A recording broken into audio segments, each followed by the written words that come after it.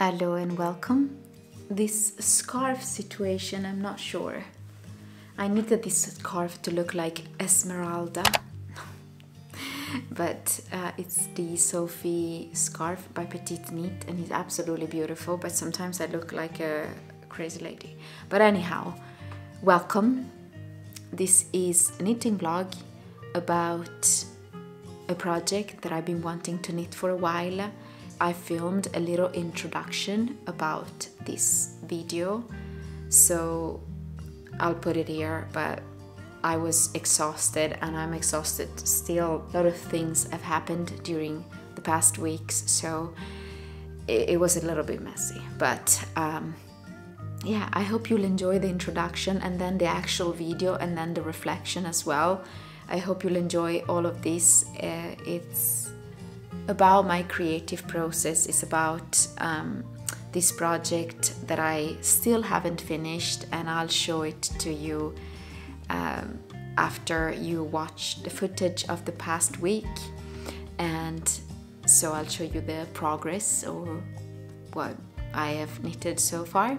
So stay tuned for that, and I hope you'll enjoy it. So I'll leave you with a crazy, strange introduction. Good morning. I haven't been sleeping so much. The little puppies are night owls and they just, have fun at night, and me and Mika are like, what's happening? And they're little hurricanes at night, and we've been trying to exhaust them during the day, go for long walks and enjoying them and really playing with them during the day. Yesterday we went on a long walk and we thought the puppy would sleep tonight, but they didn't, and now they're sleeping. One is here, Mojo's there. Anyhow, in this video I wanted to show you one of my messy and creative processes, and it's about knitting. A little disclaimer: I am no expert in anything, but I allow myself to and trust myself that I'll make something interesting out of it. I like to pretty much follow the flow, and if I have this urge to create something or this excitement, I try to follow it if I can. But the thing that I try to do very much every time I create something is to respect the material. And with respecting the material, I mean understanding that this material came from somewhere. Maybe if it's a very raw material, like, I don't know, wood, and I found it on the ground, I still cherish it. It still was created by a tree, and really respect that material came to me even if it was on the ground. I put nice intentions, and I really try to bring up the beauty of it in my creative process. But I also, if I use wool, for example, or any fiber, also a plant-based fiber, I always think about all the process that brought that material to me, and the people involved, and the plants or the animals involved. Even if you have this chaotic and very wild energy that I have in my creative processes, there is still that foundation of respect that makes me, for example, reuse the product or the ingredient or the material if I fail, or gift it if I don't like it, but it's still a nice product. I don't know, but I think it's important to have this kind of foundational respect for the objects. Yeah, I want to inspire you to be a bit more wild, and also to see the beauty in an object that didn't turn out as you wanted.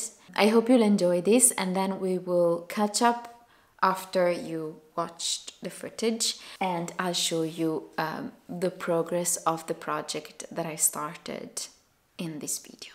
So enjoy it and see you soon. Mita, I'm out here with the puppies. And I brought some beautiful yarn with me and needles because we're gonna start a project. The project is this, the Winterberry vest by Emily Foden. I'm using this beautiful yarn. It's an unspun yarn called Nutiden, and it's from a Swedish company. Their yarn is also a Swedish wool, and the company is Öner och Är, and I never knitted with unspun yarns, so it will be fun. I'll hold this yarn double because it's such a very light and fragile, almost thread, that it will give it a bit more strength if I hold it together. And so let's cast on this project. I'm gonna sit here and cast it on.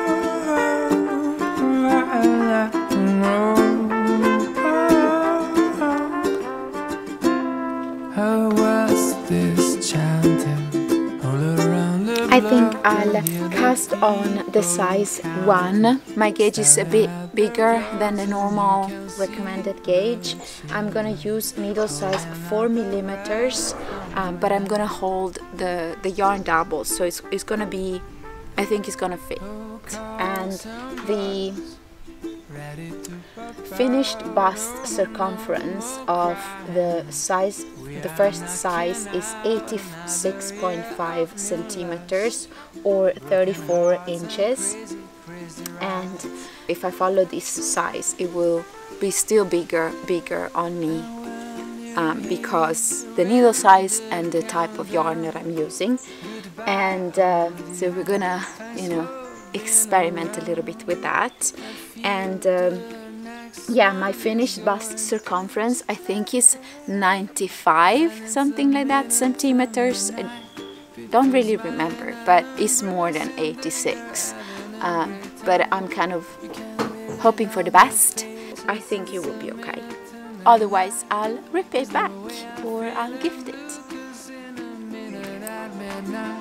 I'd be busy kissing you, and then the sky will blossom up into a million colors, rising from the sea. There is some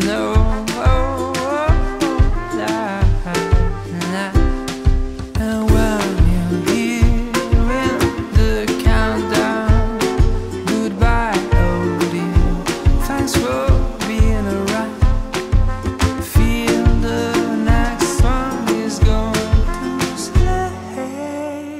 And it's a minute to midnight. People smiling and embracing, they are having a great time. You can read it on their faces. It's a minute to midnight. There's no way I'm feeling blue, 'cause in a minute at midnight I'll be busy kissing you. And it's a minute to midnight. People smiling and embracing, they are having a great time.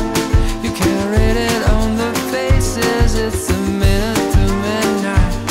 There's no way I'm feeling blue, 'cause it's a minute at midnight. I'd be busy kissing you.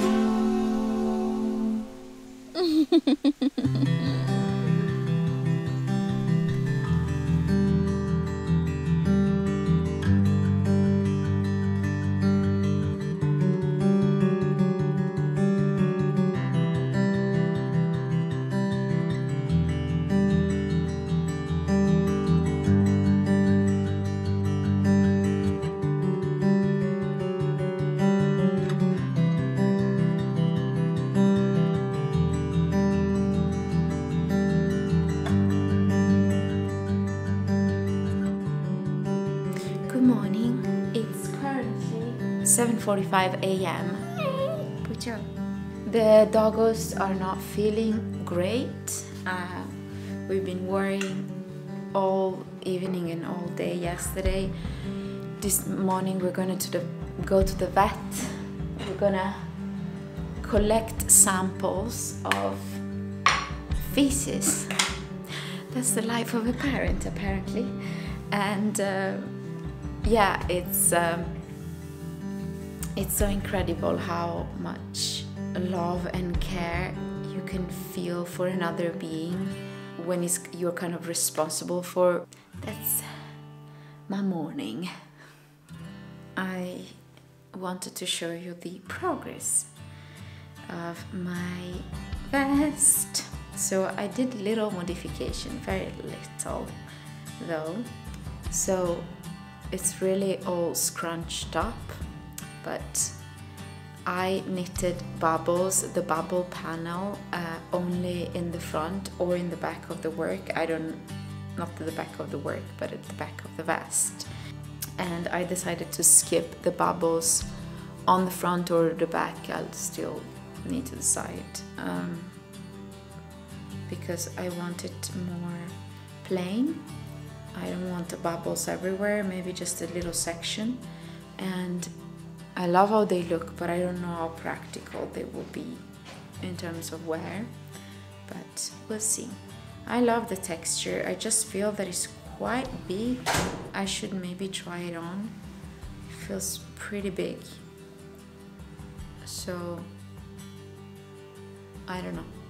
I'm feeling like I love the texture, but I feel that maybe it's too big. So I'm gonna gauge it, like I'm gonna measure the stitches per 10 centimeters and see if the gauge is okay. That's gonna be next step.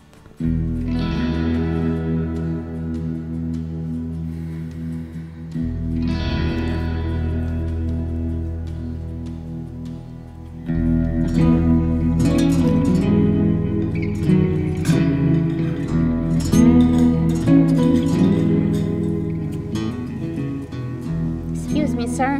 Give it to me. Give it to me. I'm unraveling it. Okay, so I decided to unravel my project because it's basically double the size I planned to have. I knew that my gauge was a bit off. In fact, it was 19 stitches instead of 22. But this feels like massive. So I don't really want to do some math, and I don't want to hold the nutty then with a silk mohair thread, but I can't hold it double because the gauge is too, I don't know, there's something not working there, and I don't want to do some math. I just want to follow the pattern and, you know, go with the flow. So I am thinking, I received this beautiful wool that sorry, I'm searching for my dog. Mita! This dog goes crazy. So things are changing. I'm changing the plan. I received this beautiful, beautiful yarn that I hand dyed with onion peel. I used very little onion peel, but it created this beautiful light cream with like apricot undertones. I received it probably a month ago from a beautiful, beautiful person, Ivetta.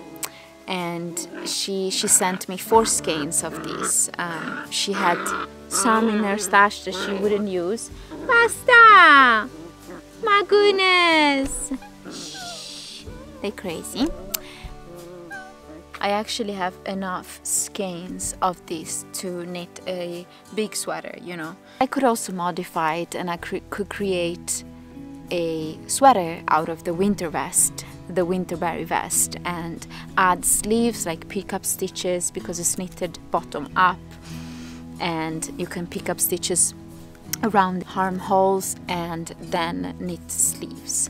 I could do that, or I could knit the soirée.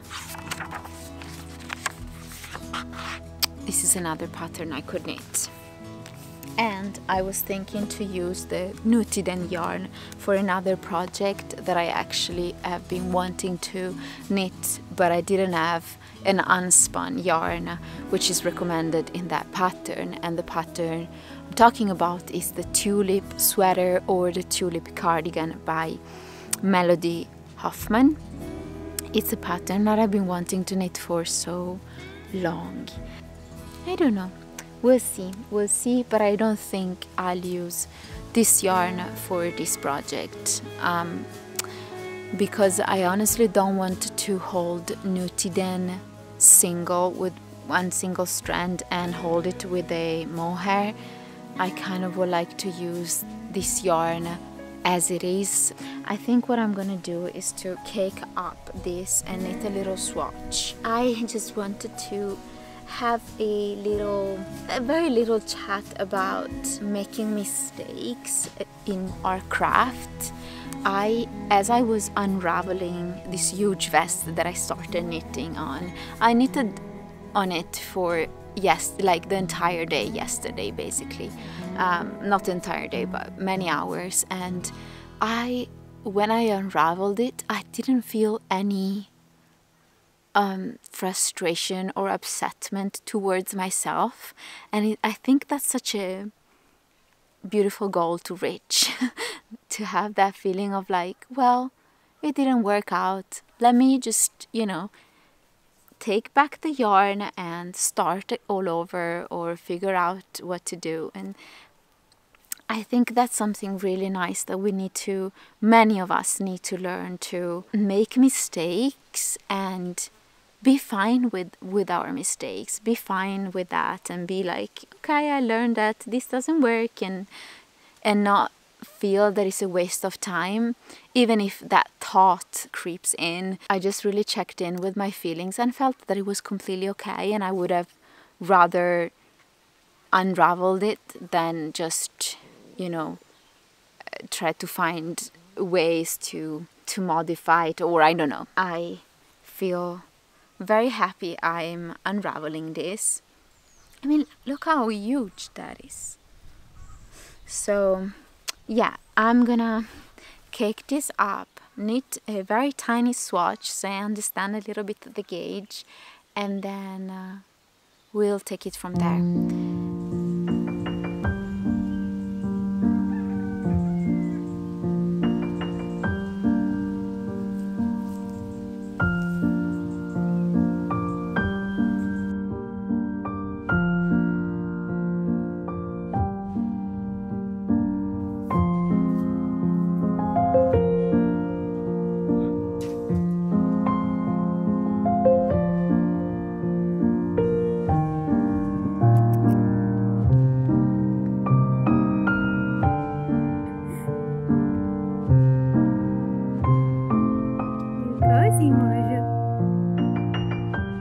Okay, welcome back. I want to show you the progress on the new project. I decided, as I mentioned in the video, to use this yarn for the Winterberry vest instead of Petiteknit. I caked it up. This is the progress so far. Of course, I'm in the middle of a row. And yeah, I cast it on 2 days ago. And I've knitted quite a lot, I feel like. It has these bubbles and the little braids on the side. And I decided to skip the back bubble section and just knit the plain stockinette on the back. I think it's really nice and neat. And then there is this double seed stitch on the sides, and I was thinking to knit the sleeves in double seed stitch, but it can also be just plain stockinette. And this is the smallest size still, but it feels, I don't say big because it's not big, but I know that once I'll try it on, it will be quite boxy. I think I want it more like a sweater. And yeah, this is the progress, and I feel very pleased with it, and I am happy that I can use the Nutiden yarn in another project where it actually maybe is asked for. Hello. So I decided to record another little bit for this video because I was editing the footage that I took more than a week ago, and I realized that this creative process wasn't super chaotic, and so it's kind of defeating the whole purpose of the message of this video, which is don't worry about your chaotic energies. As long as you respect the material and as long as you have fun, you can, you know, have a lot of mess in your creative process. Rewatching the footage, I felt that I was pretty calm and everything kind of worked well, and so it's not really chaotic.